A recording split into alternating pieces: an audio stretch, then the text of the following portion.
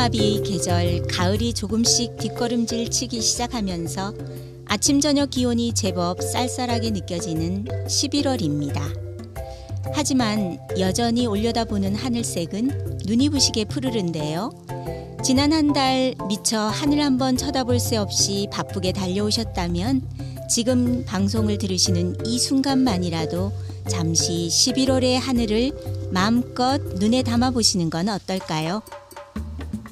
강릉 하슬라디오 코발트빛 이야기 속으로 오늘도 청취자 여러분과 함께 출발합니다.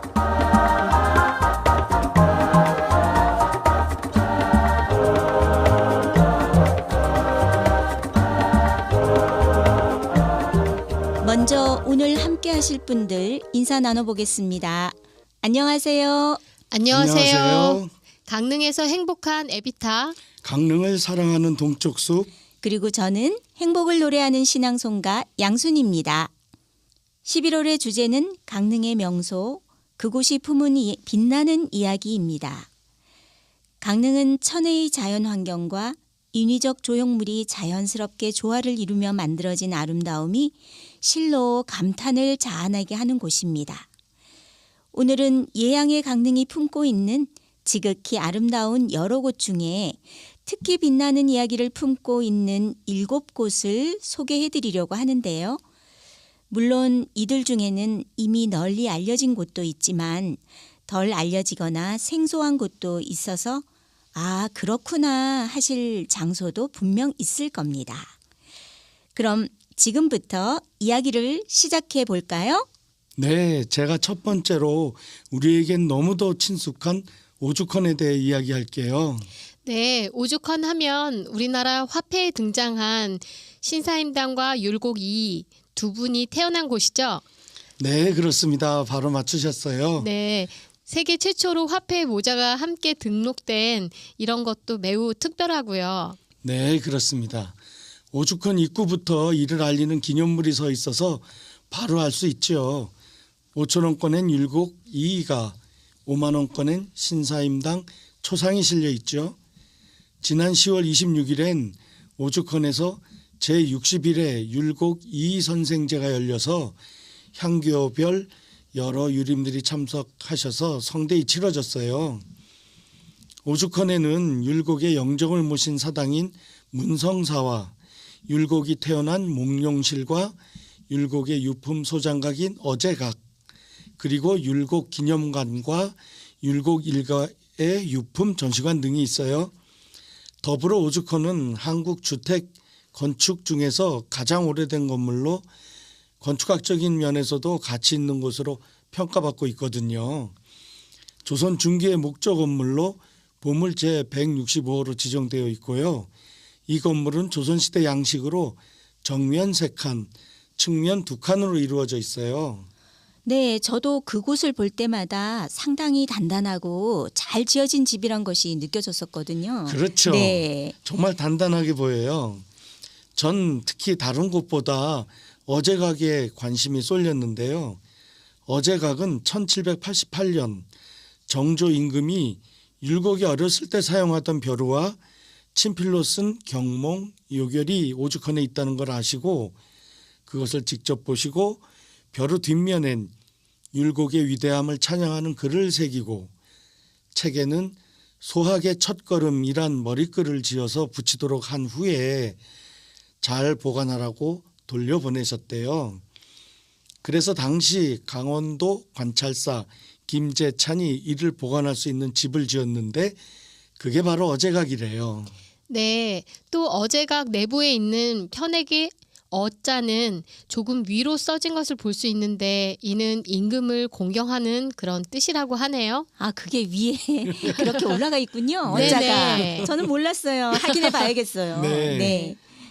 그런 걸 보면 율곡 2위는 조선 14대 임금이신 선조 때인 1500년대에 활동하셨고 조선 24대 임금이신 정조 임금은 1700년대 인물이시니 무려 200년의 시차가 생기는데요. 이를 뛰어넘어 뜻을 전달한 것을 보면 두 분 모두 위대한 인물이셨다고 생각이 되네요. 아, 그러네요. 네. 사실 율곡이 하면 경몽요결도 빼놓을 수 없잖아요. 그렇죠. 네. 경목요결은 율곡이 42세 때인 선조 10년, 그러니까 1577년인데요. 관직을 떠나 해주에 있을 때 처음 글을 배우는 아동의 인문교재로 쓰기 위해서 저술한 것이에요. 대한민국 보물 제602호로 지정되어 있고요. 네. 배움길에 나서는 초학이 배움의 방향을 세우는 데 도움이 되도록 책을 지으셨다고 밝히고 있습니다. 이 책은 조선 중기 이후 일반에게 널리 보급되어 초학자의 입문서로 근세까지 많이 읽혔다고 하네요. 아, 그렇군요. 네. 오죽헌엔 갈 때마다 느끼는 것이 율곡께서 사람이 사는데 기본이 되는 관념을 세우는데 힘쓰신 것이 지금까지도 추앙을 받으시는 것을 보면 후세인 우리도 그 뜻을 이해하는데 소홀하면 안 되겠다라는 생각이 들더라고요. 아, 그러게요. 네, 그래야죠. 네, 신사임당께서는 조선시대 중기의 문인이자 유학자, 화가이자 작가이며 시인이세요. 성리학적 지식은 물론 도학, 문장, 고전, 역사 지식에서도 해박함을 보여주셨죠.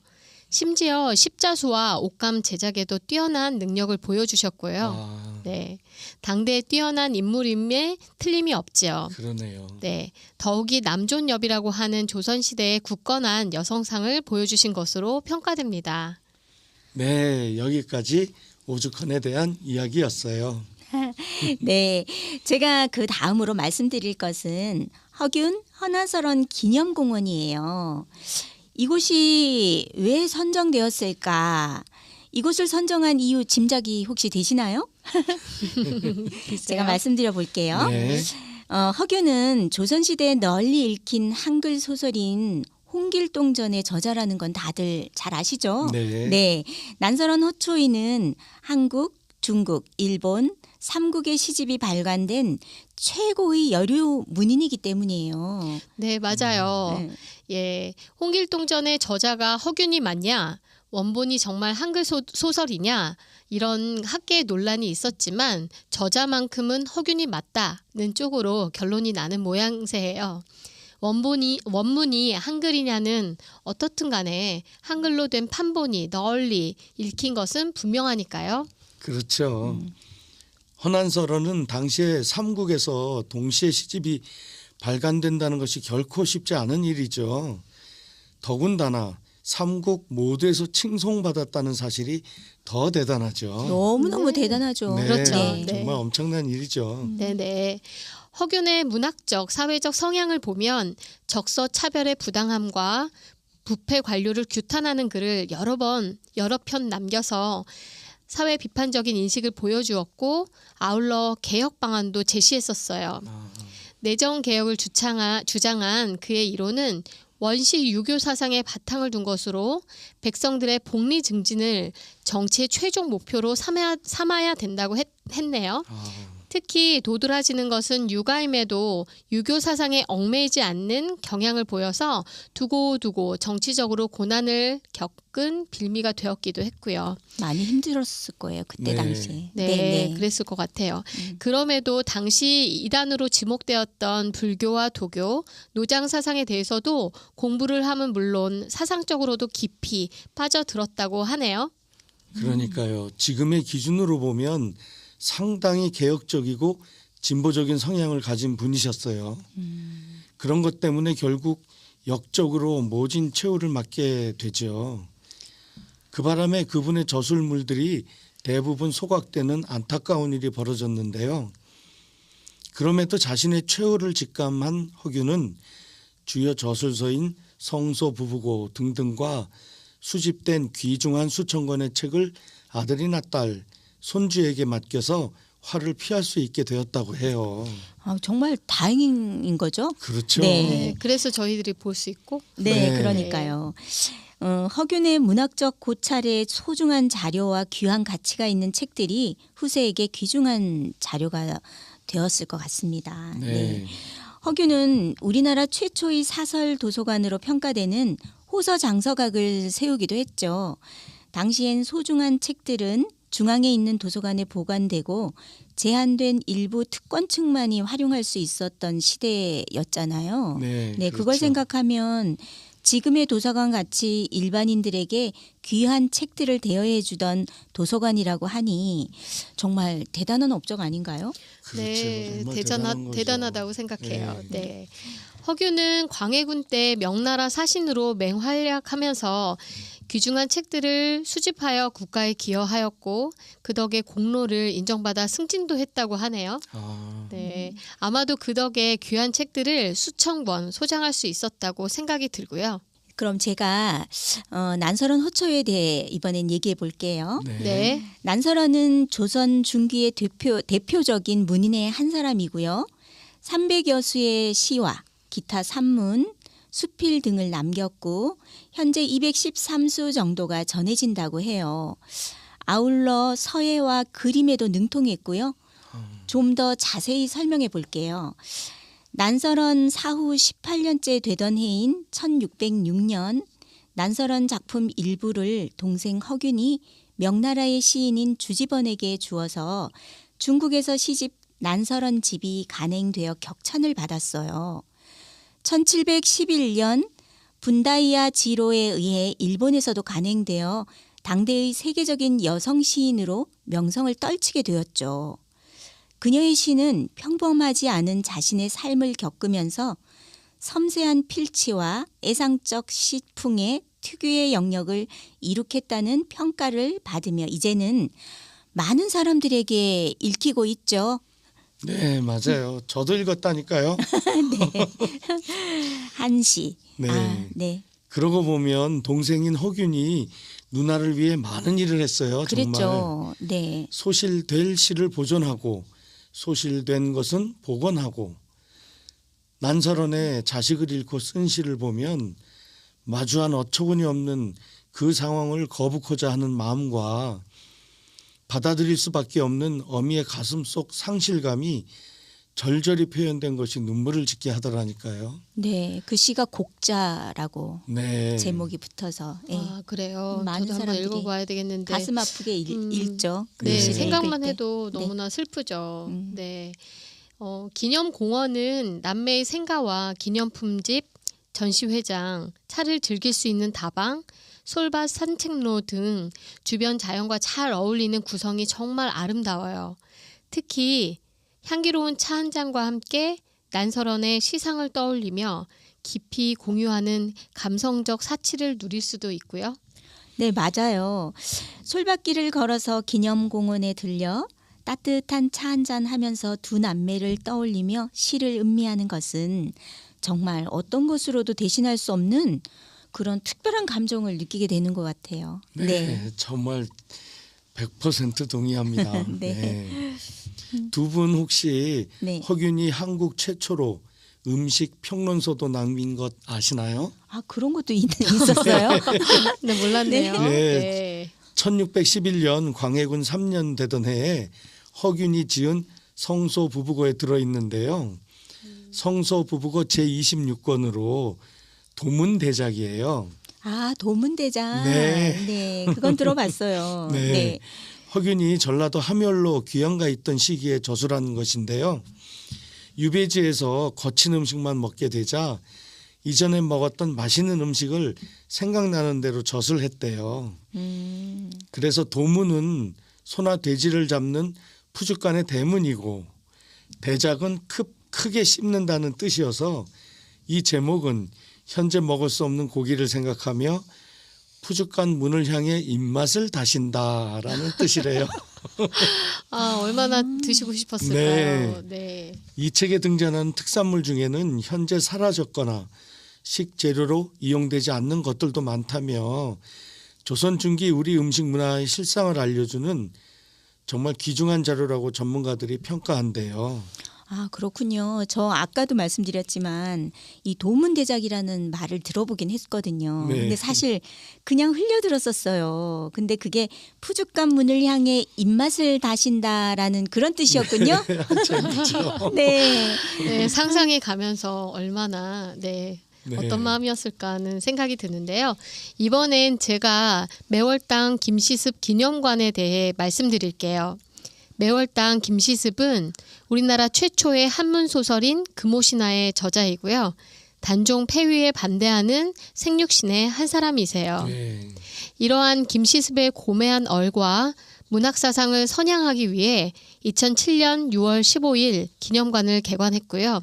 강릉에 김시습의 기념관이 세워진 동기는 본관이 강릉 김씨이며 한성부에서 태어났으나 어린 시절 잠시 강릉에서 유년기를 보내기도 했고 어머니의 심효살이도 했던 곳이고 유랑 시절엔 강릉이 거점이었던 것이 이유가 될 것 같아요. 네, 그렇군요. 그래서 강릉하고 연이 다 있군요. 네네. 그 김시습이 좀 천재성이 있었다고 들었거든요. 거기에 대한 일화를 하나 말씀드려 볼게요. 네. 김시습이 태어난 지 8개월 만에 글의 뜻을 알았다고 하는데 와, 대단하네요. 정말 대단한 거죠. 네, 만 3세에 시를 짓기 시작했다는 아, 거예요. 말이 세상에. 네, 영재 뭐. 예. 그러니까 그걸 뛰어넘는 것 같아요. 네. 네, 5세 때는 이미 중용과 대학을 익혔다고 하고요. 세상에요.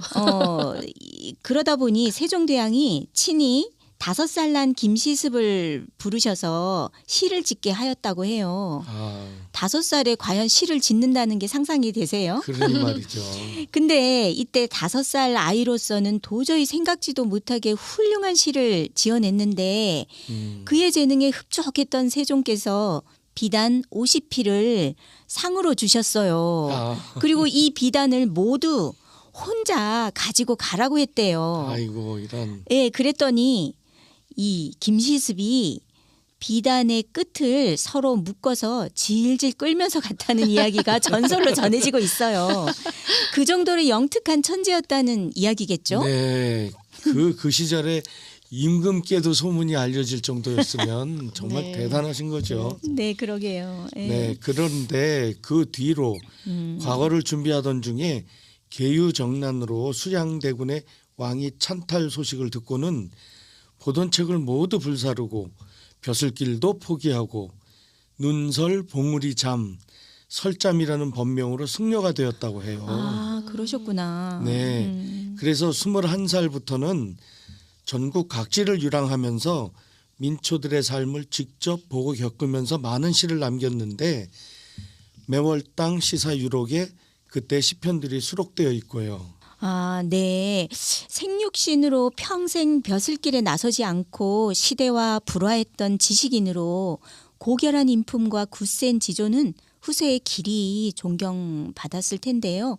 이를 증명이라도 하듯이 여러 조선 임금께서도 각종 벼슬을 사후에 내렸다고 해요. 아, 그렇군요. 네, 9대 임금 성종 때인 1493년 59세로 세상을 떠난 후에 11대 임금 중종은 이조 판서를 추증하고 시호를 내렸고요. 아, 14대 선조는 율곡 이의로 하여금 김시습의 전기를 쓰도록 했고요. 19대 숙종 때는 해동의 백이라 하였으며 지브이란 벼슬을 추증했다고 해요. 아, 지브이란 벼슬이요? 네, 지브이는 사헌부의 주요 관직으로 종 3품이었고요. 아, 역할은 정사를 비판하고 관리를 규찰하며 풍속을 바로잡는 일이어서 성품이 청렴하고 강직한 사람을 기용했다고 하네요. 예, 그런 역사를 보면 정말 후세에 길이 존경을 받으셨네요. 그러셨겠죠? 네, 네. 무엇보다 우리나라 최초의 한문 소설인 금오신화에 대해 제가 말씀드릴게요. 네, 네, 금오신화는 조선 최초의 단편 소설로 총 5편이 수록되어 있어요. 5편의 제목은 만복사 저포기, 이생 규장전, 최유 부벽정기, 용궁 부연록, 남연부주치이고요. 모두 전기체 소설이고 용궁, 저승, 신선세계처럼 현실에서 있을 수 없는 소재들로서 쓴 소설의 효시로 평가받고 있어요. 네, 예, 그런데 불행하게도 완본은 전해지지 않고 있죠. 네네. 네, 조선 전기에 간행된 목판본 1책이 네, 중국 다롄 도서관에 보관되고 있어요. 아, 다롄 도서관 소장본은 양안원 장서 율전만 차량 소장 등의 관인이 찍혀 있어 임진왜란 당시 일본군에 의해 약탈된 문헌이 19세기 후반에서 20세기 초 이후에 중국 다롄 도서관으로 전래된 것으로 보이네요. 아, 그렇군요. 예, 좀 이름이 어려워요. 제목이. 네. 저도 읽기가 어려운데요. 현재 국립중앙도서관에는 1884년 도쿄에서 간행된 목판본이 소장되어 있다고 하는데요. 일본에서 전해오던 목판본을 최남선이 발견하여 1927년 잡지 개명 19호에 소개를 하였고요. 상하 2권으로 되어 있다고 해요. 네. 네, 네. 다음은 5편의 내용에 대해서 제가 말씀드리려고 해요. 네. 한국 민족 문화 대백과사전 수록분을 옮겨왔거든요. 네. 만복사 저포기는 남원의 노총각 양생이 죽은 처녀의 혼령과 사랑하다 죽은 처녀의 혼령임을 깨닫고는 지리산으로 들어가 소식을 끊었다는 내용의 애정소설이고요. 애정소설이군요. 그럼 이생 규장전은 전반부에서는 이생과 최랑이라는 남녀 간의 사랑을 다루었고요. 후반부에서는 홍건적에게 최랑이 죽자 현세에서의 사랑을 다하지 못하여 병이 들어 죽었다는 내용으로 죽은 여자와의 사랑을 다룬 애정소설이에요. 네. 용궁 부연록은 주인공 한생이 용왕의 초대를 받고 용궁에서 극진한 대접을 받고 돌아온다는 그런 내용이고요. 취유 부벽정기는 고려의 수도였던 개성이었던 그 송경에 사는 홍생이 취하여 수천 년 전 기자조선의 후손으로 선녀가 된 기씨녀를 만나서 아름다운 시로 이루어진 정신적인 사랑과 고국의 흥망에 대한 회고의 정을 진하게 담은 일종의 또 애정소설이에요. 네. 남연 부주지는 불교를 믿지 않던 경주에 살던 박생이 꿈속에서 남연 부주에 다녀온 후 크게 깨달았다는 내용의 작품이라고 하고요. 애정소설이 많았네요. 이 금오신화의 5편 내용에는 일관된 공통점이 있다고 하는데요. 한국 민족문화 대백과사전 수록분을 옮겨왔는데 한번 말씀드려 볼게요. 네. 네, 첫째로 우리나라를 배경으로 하고요. 우리나라 사람을 등장인물로 하여 한국인의 풍속, 사상, 감정을 표현하였다고 해요. 네. 네. 네.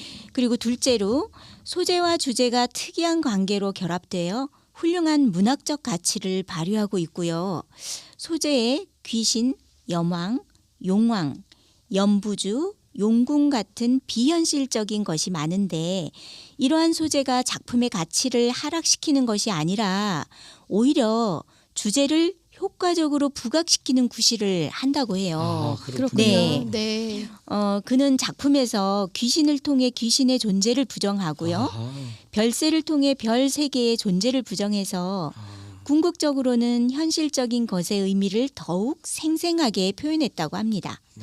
금오신화는 작자가 신비주의적, 미신적 세계관을 부정하고 합리주의적, 과학적 세계관을 수립하면서 그의 현실주의적 사상 체계와 철학적 투쟁을 문학적으로 표현한 작품이라고 합니다. 아유, 정말 네. 대단하세요. 네. 네. 마치 반어법 같아요. 그러니까요. 네, 세 번째로요. 네. 결말의 처리 방식이 특이하다는 것이에요. 네. 주인공들은 끝에 가서 하나같이 세상을 등지는 것으로 되어 있는데 이는 대부분의 고전 소설에서 종결부가 행복한 결말로 처리되는 것과 좋은 대조를 이루죠. 그렇겠네요. 주인공이 세상을 등지는 것은 운명에 대한 순종이나 패배가 아니라 그릇된 세계의 질서를 받아들이지 않겠다는 비장한 결단의 표현이잖아요. 네. 여기에 작품의 비극적 성격과 초원의 의지 같은 것이 내포되어 있다고 보면 되겠습니다. 네. 네. 그러네요. 뭔가 흐름대로 가지 않겠다 이런 그런 작가의 의지가 뭔가 보이기도 개혁하겠다 했어요. 그런 네. 저희가 보이는 것 같죠. 네, 멋지네요. 네, 이어서 넷째로는 표현 형식에 있어서 유려한 문어체 문장이나 시에 의해서 대상이 서정적으로 미화되고 섬세하게 묘사되어 있고 구성 또한 단편 소설적인 정교함을 지니고 있다고 해요.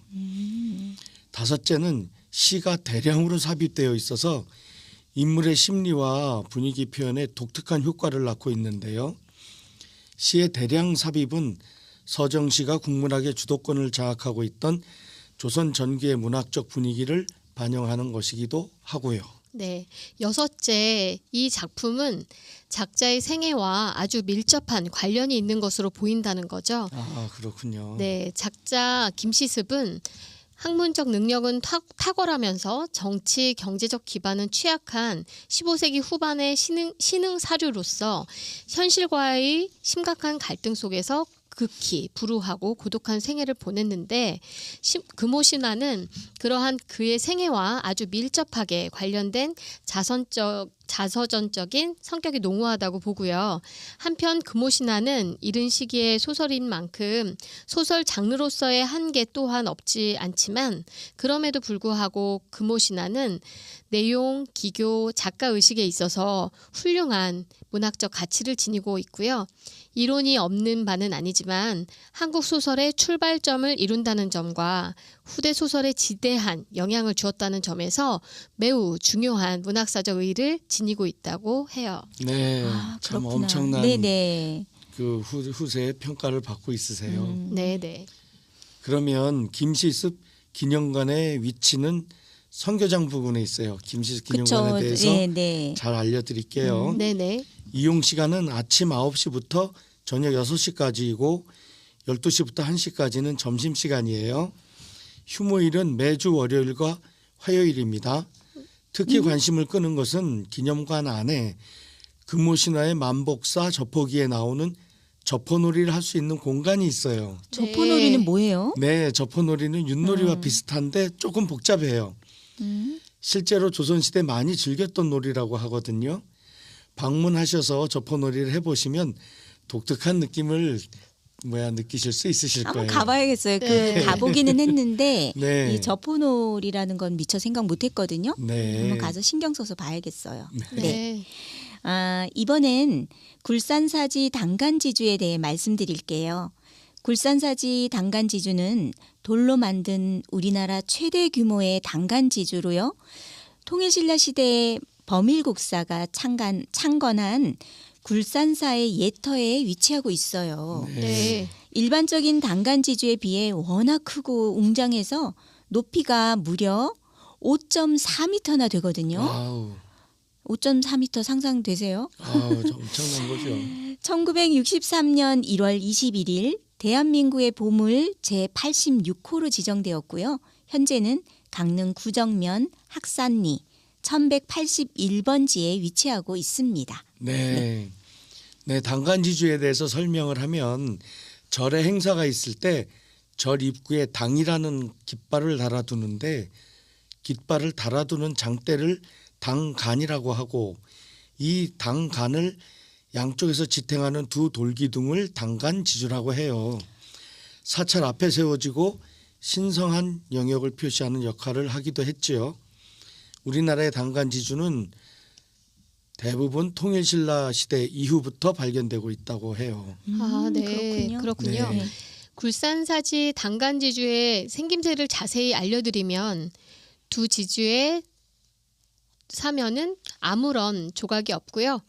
밑면에는 돌을 다룰 때 생긴 거친 흔적이 그대로 남아 있어요. 깃대를 고정시켰던 구멍은 상하 두 군데 있고 지주 끝부분은 뾰족한 형상이고요. 남쪽 지주의 끝부분은 약간 파손이 되어 있었어요. 대부분의 당간 지주는 옆면 등 바깥쪽의 각 면에 굵은 선 무늬나 음각의 홈을 판 모습을 보이는데 굴산사지 당간 지주는 그렇지 않고 가공도 매우 소박하여 그 차이를 보여주고 있고요. 현재 아랫부분이 묻혀 있어서 당간을 세워놓았던 받침돌의 구조는 사실 알 수 없고요. 네, 네. 그렇군요. 세밀하게 알려주시니까 이해가 되는 것 같아요. 네. 머릿속으로 그려지네요. 네. 굴산사지 당간지주가 워낙 크다 보니까 당간지주가 아니라는 의견도 있는 모양이에요. 아, 네, 너무 커서. 화랑의 훈련장으로도 쓰였던 장소이기 때문에 그들의 깃발을 꽂은 것이다라는 의견이 있더라고요. 정식으로 인정되고 있지 않은 의견이지만 아마도 원인은 당가지주로서는 정말 커도 너무 크기 때문일 거예요. 아마도. 네. 그렇죠. 굴산단지 단간지주 옆에는 범일국사의 부도로 알려진 승탑도 있죠. 네. 여기서 굴산사에 대해서도 좀 알아봤는데요.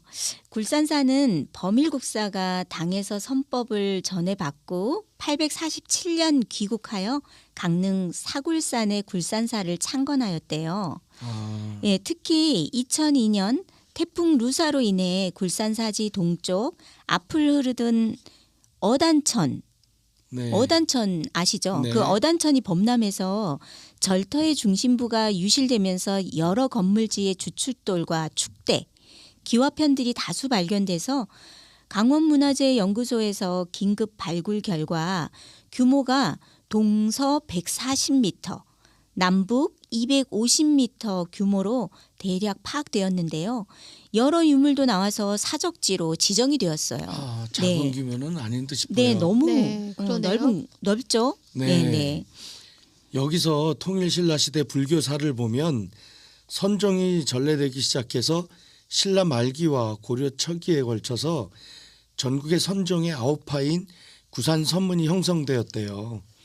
그중에 범일국사가 강릉 굴산사에서 40여 년 동안 머무시면서 사굴 산문을 형성했고요. 그러니까 선종의 9 거점 중에 하나인 셈이죠.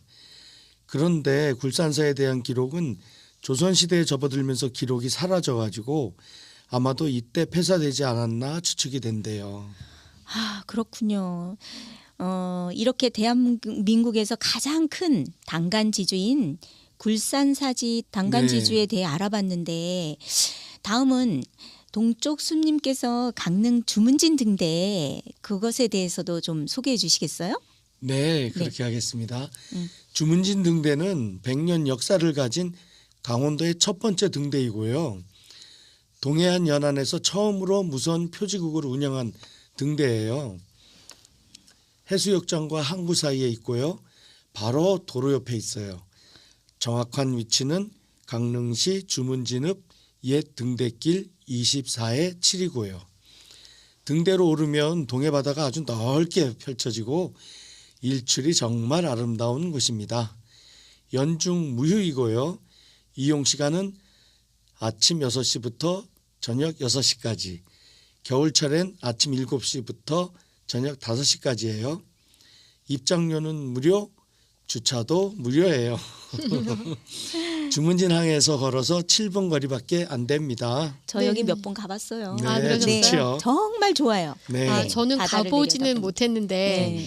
그 유튜브 오강릉에서 봤어요. 아, 그랬군요. 오강릉. 그래서 네, 꼭 가보고 싶은 곳이기도 한데요. 제가 들은 주문진 등대는 단순히 등대만 있는 것이 아니래요. 등대 마당이라고 해서 전망을 즐기기에 더할 나위 없이 좋은 곳이고요.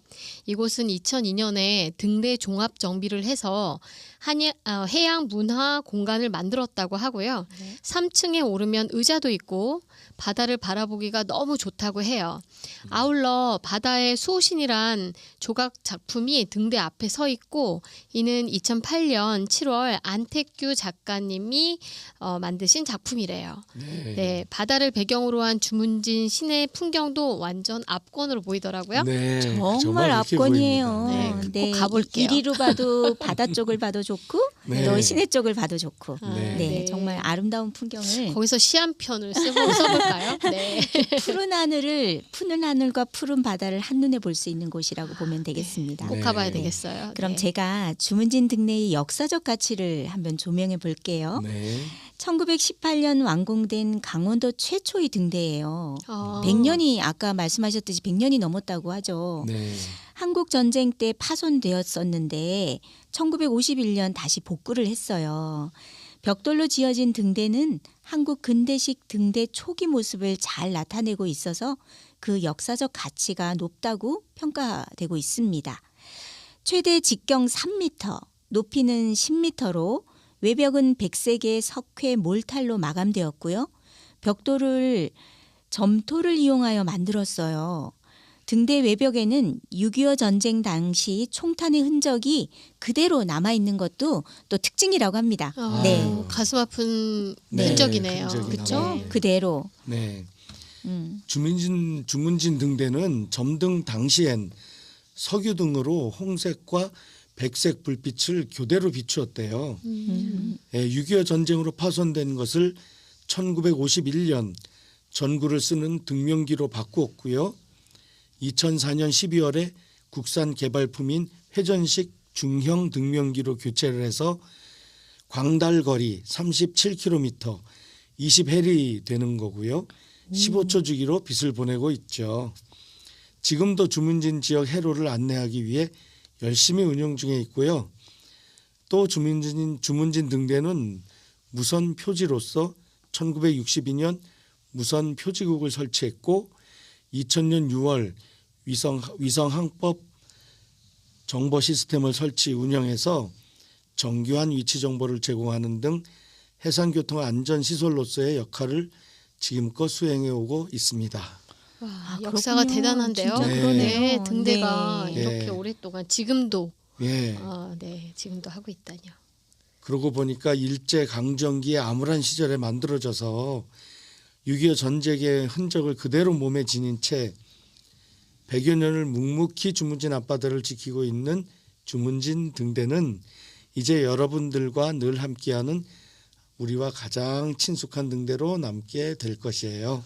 그렇게 나이가 많은 등대를 가까이에 두고 있으니까 네. 있다는 생각을 사실 못했는데 왠지 좀 네. 특별한 느낌이 들어요. 네. 저는 이렇게 막 100년 얘기 들으니까 저희 할아버지 때 그 시절 그때구나 하는 생각이 들어서 더 친숙한 마음이 정말 드네요. 네.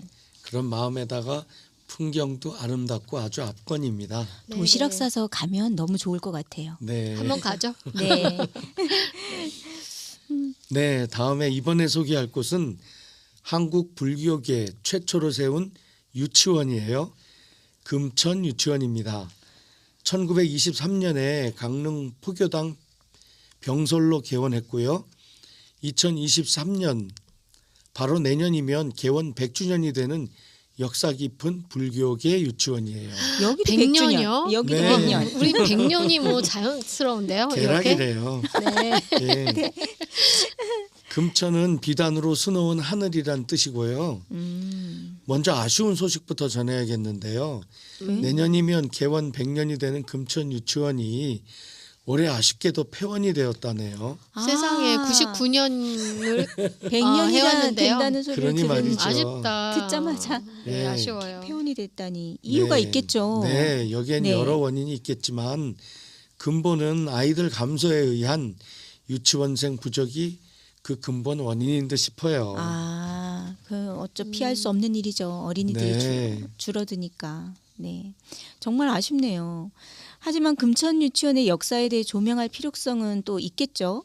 네. 우리나라 유치원, 특히 강릉에서의 불교계 유치원의 역사를 통해 현재 우리가 당면한 사회적 문제들을 살펴볼 수 있으니까요. 네, 네. 네, 그런 것 같네요. 금천 유치원의 역사를 한번 들여다볼까요?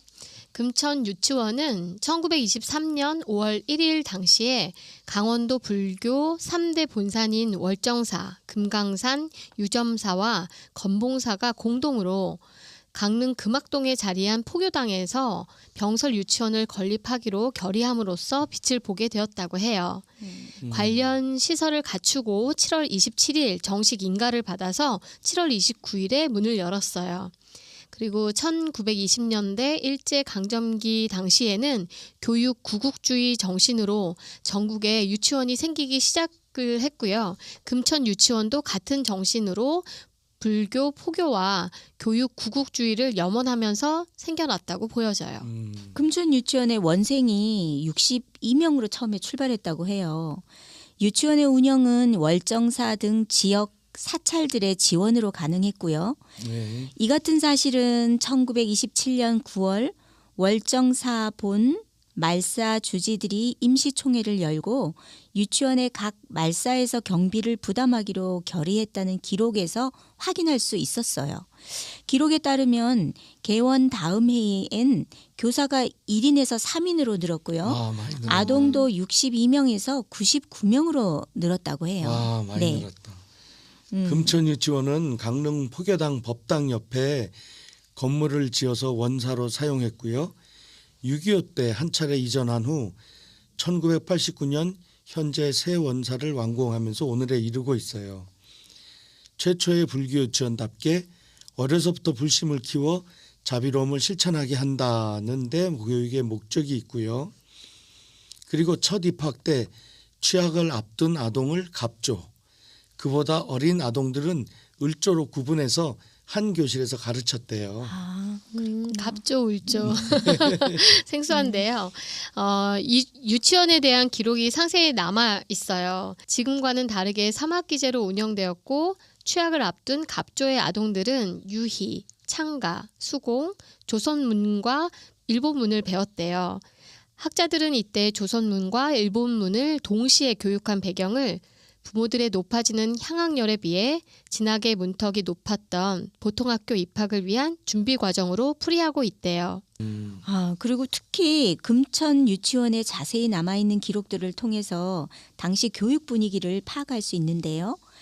당시 유치원은 일제 강점기 교육 정책에 포함되어 있지 않고 보통학교부터 포함되어 있어서 비교적 일제히 관여가 적었다고 해요. 그렇군요. 그럼에도 남아있는 기록들은 일제 강점기에 유치원 상황과 정치적으로 어떤 방식으로 영향력을 미쳤는지도 알 수 있어요. 네. 대표적인 예가 1938년 졸업식 순서에 황국신민서가가 포함돼 있고 1942년에 한창 전쟁 막바지인 시점에는 궁성요배, 국가봉창, 황국신민서사 제송을 묶어 국민의례에 포함시키기도 했어요. 정말 안 좋다. 네. 그리고 창씨 계명이 이들에게도 강요되었었다는 것은 1941년과 1942년 졸업생 명단에서 확인할 수 있다네요. 네, 그렇군요. 전쟁 말기여서 네. 간섭이 아주 심해졌던 것 같아요. 그러니까요. 안 좋은 것 아쉽다. 같아요. 네. 그럼에도 불구하고 유치원에서 모든 교육은 우리말로 진행을 했고 불교적 교육 철학도 분명하게 존재했었다고 해요. 네. 예, 이러한 기록은 1936년 졸업식 순에 삼귀 의례와 참불가 순서가 있던 데서 확인할 수가 있고요. 1942년부터는 대승불교의 근본이 되는 원으로 모든 중생을 교화하고 번뇌를 끊고 법문을 배워서 최상의 불도를 이루겠다는 4가지 서원을 가리키는 사홍서원, 이것도 식순에 포함되어 있고요. 매주 월요일마다 법당에서 예불을 올리고 불교 동화, 참불가 등 미션 스쿨로서의 목적에 충실히 기여했다고도 보여요. 네, 참 그나마 기록이 다행이네요. 네. 참 잘 남겨져 있어서 이게 네. 다 가능하네요.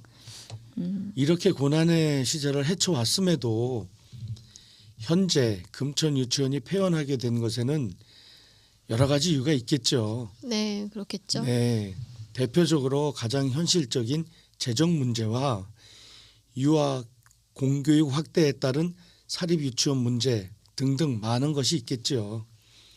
하지만 하슬 라디오가 특히 집중한 것은 가장 근본적인 문제로 아동 감소를 이야기하고자 해요. 네. 예, 경제 분야에서 여러 이론이 많은 인구 1억 내수론을 이야기하지 않더라도 우선 주변의 아기들 보기가 많이 어려워졌어요. 네. 더구나 남북 통일이 되더라도 인구가 폭발적으로 증가할 가능성은 적다고 보는 시각도 있더라고요. 네네. 북한도 저출산, 고령화가 우리만큼 된다는 시각도 있고요. 긴 안목으로 출산을 장려하고 우리 어린 세대에게 출산에 대한 교육을 진지하고 시급하게 적용해야 한다는 생각이 들더라고요. 네.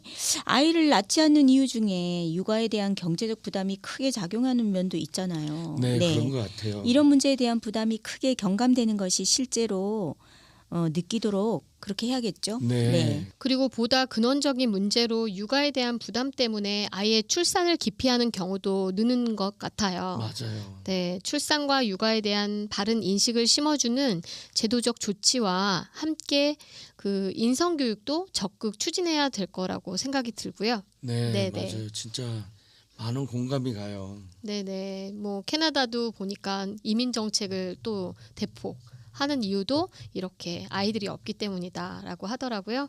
그만큼 우리나라도 이 부분에 대해선 많이 생각해보고 노력해야 될 부분인 것 같아요. 네. 그렇죠.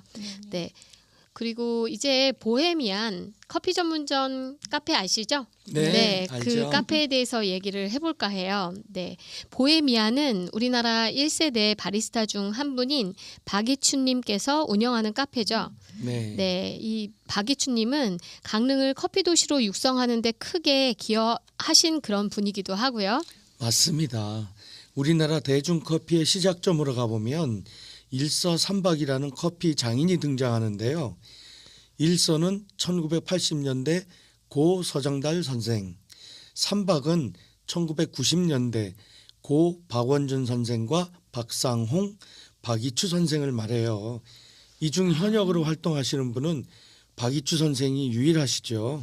아, 아, 그렇군요. 그런 게 있었군요. 네. 일서삼박 오늘 처음 들었는데 흥미로운데요. 네. 박이추 선생님의 보헤미안의 역사에 대해서 잠시 살펴보면요. 1988년 서울 해화동에서 인터내셔널 커피하우스 보헤미안이라는 이름으로 카페를 열었고요.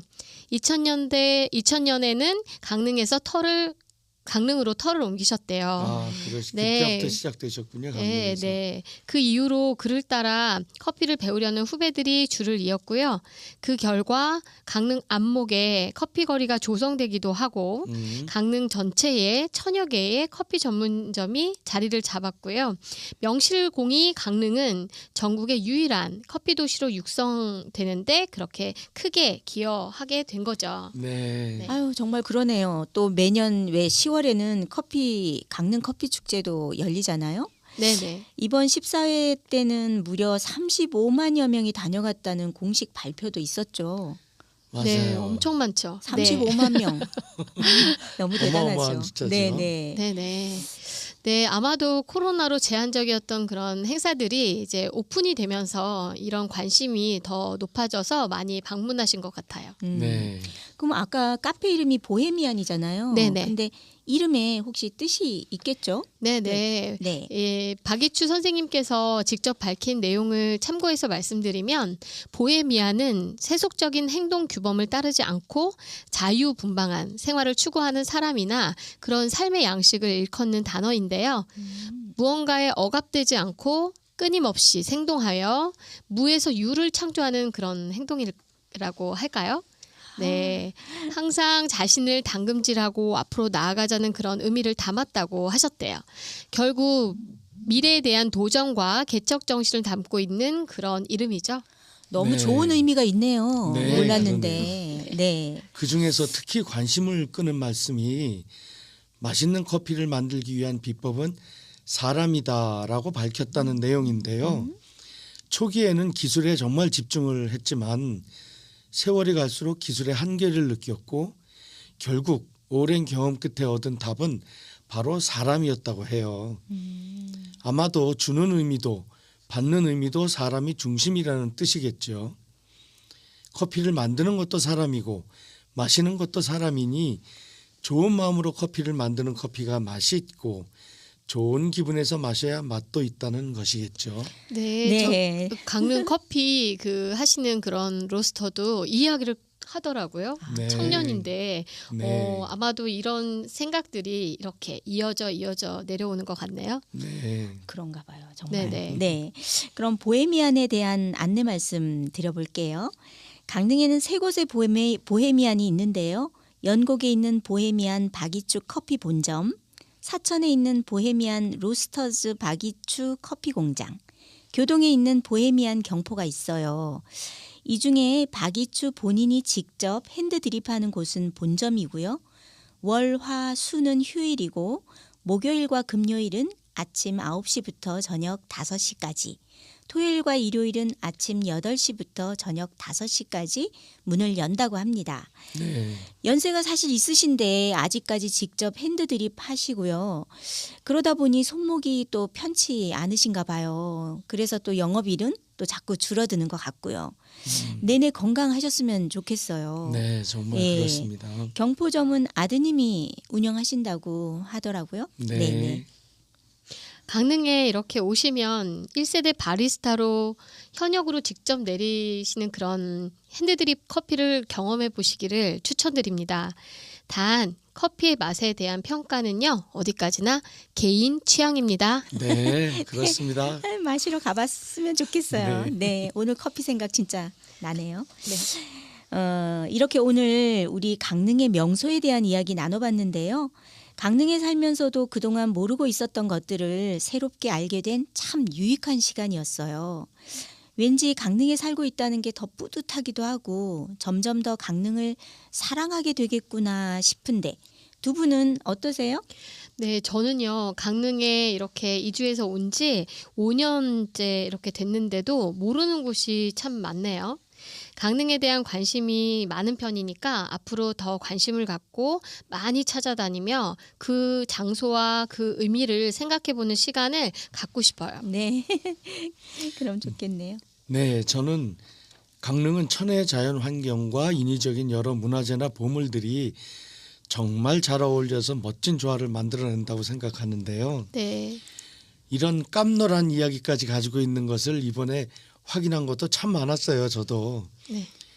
이런 이야기가 스토리텔링이 되어서 문화재나 관광지로서의 가치가 높아지는 것은 물론 사회 문제까지 연기할 수 있는 계기가 되었어요.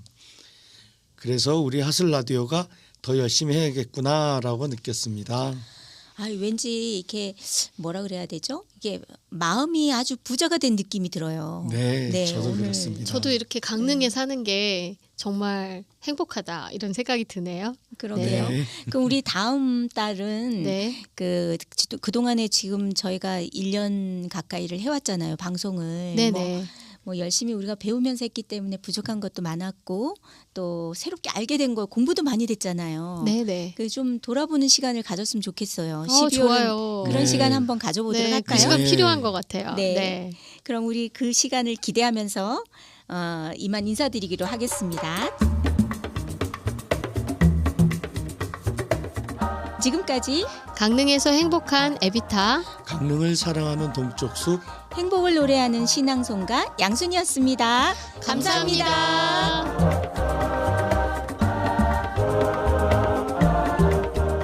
본 방송은 방송통신위원회와 시청자 미디어 재단의 지원을 받아 제작되었음을 알려드립니다.